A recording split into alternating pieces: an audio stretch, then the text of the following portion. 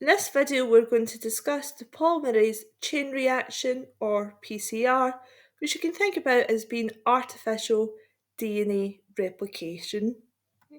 So just as we started with the primers in DNA replication, we're going to start with them again here in PCR, as these are what we need to actually start the whole replication or amplification process.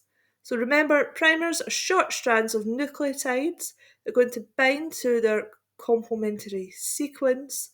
So the only difference here is we're going to attach two primers at either end of the region that is to be copied. Okay. So rather than having to copy the entire DNA molecule, we're going to replicate specific target sections. But in terms of the actual process, it will proceed in much the same way as it will inside of the cell. So the cycles or the stages of PCR, what will happen is it'll go through a series of heating and cooling and heating back up again in order to amplify or make those copies of our target region. So step one, the DNA is going to be heated between 92 and 98 degrees. This breaks apart the hydrogen bonds between the complementary bases, separating out the two strands in order for them to be copied. Stage 2 is then going to be cooled down to between 50 and 65 degrees.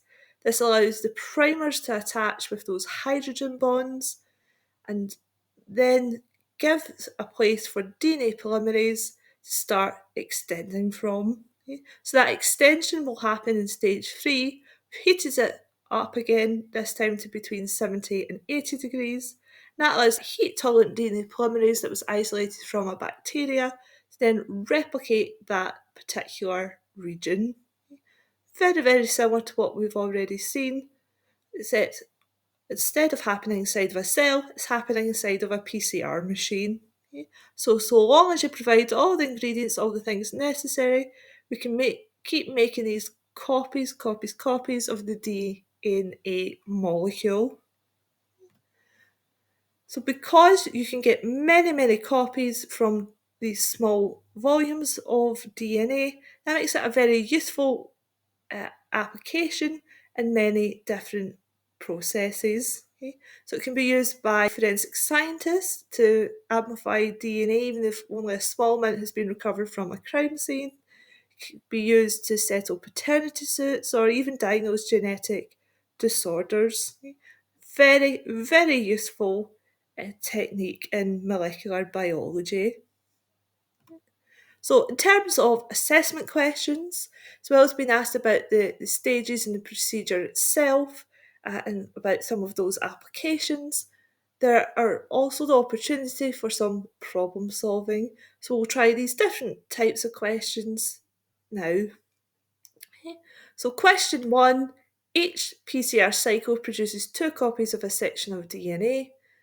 We're told the cycle takes 3 seconds. So how long would it take for at least 2,000 copies of that original section to be produced? The second question is asking you to describe the role of primers in stages 2 and 3. And the third question, we're told PCR was first used to help solve a crime in 1986. Suggest why PCR can now be used to help solve a crime committed in 1980, where only a small blood spot was found as evidence. So, a few different styles here. Pause the video and come up with your answers.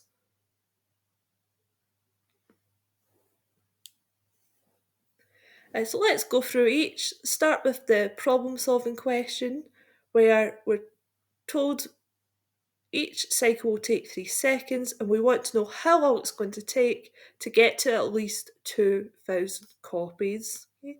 So we're assuming we're starting with just the one DNA molecule. Okay.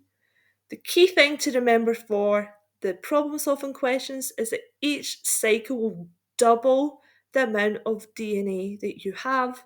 So you're multiplying by 2 each time. So in this case, we started with 1.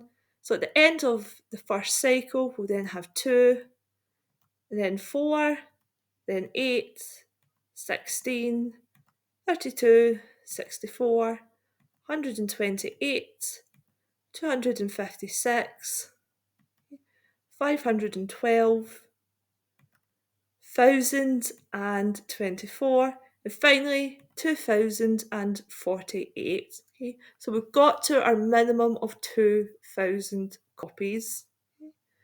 But we want to know how long this whole thing takes, so we now need to know how many cycles we had to run to get from that one molecule to at least the 2000. So that was 11 cycles in total, of each one taking 3 seconds, so a total of 33 seconds. Question 2, you were asked to describe the role primers in stages 2 and 3. The keyword here is primers. We're looking specifically at what their role is in both of these stages. So stage 2 is when they attach to the DNA molecule, when they anneal to or attach to the complementary sequence. So lots of different ways you could have phrased that.